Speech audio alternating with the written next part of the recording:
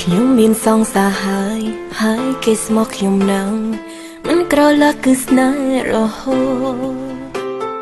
តែពេលនេះខ្ញុំផ្លែកអារម្មណ៍គិតដូចគួតពេលគេម្នាក់នោះមកសុំស្នេហាចាប់អារម្មណ៍គេខ្លាំងអ្វីដែលគេធ្វើល្អខ្ញុំចេះតែតបតក្បែរនៃសង្សារហើយខ្ញុំអូនសំឡាញ់ពាក្យផ្អែមដែលគេវាចា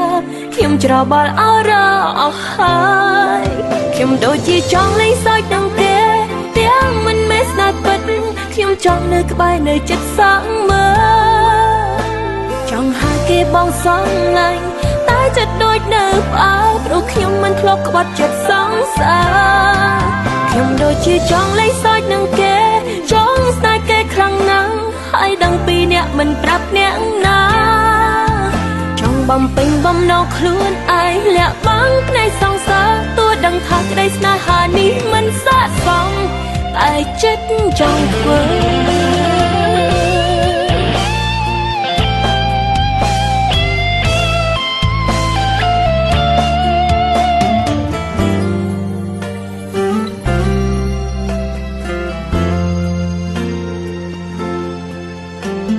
ខ្ញុំមានសង្សារ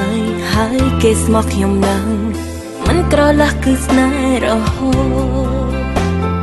តែពេលនេះខ្ញុំផ្លែកអារម្មណ៍គិតដូចគួរពេលអ្នកនោះគេមកសុំស្នេហាចាប់អារម្មណ៍គេខ្លាំងអ្វីដែលគេធ្វើល្អខ្ញុំចេះតែតបតក្បែរនៃសង្សារហើយខ្ញុំអូនសំឡាញ់ពាក្យផ្អែមដែលគេវាចាខ្ញុំច្របល់អរអស់ហើយខ្ញុំដូចជាចង់លេងសើចនឹងគេទាំងមិនមែនស្នេហ៍ពិត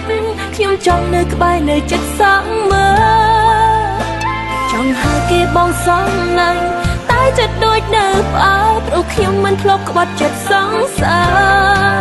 ខ្ញុំដូចជាចង់លេងសើចនឹងគេចង់ស្នេហ៍គេខ្លាំងណាស់ហើយដឹងពីអ្នកមិនប្រាប់អ្នកណា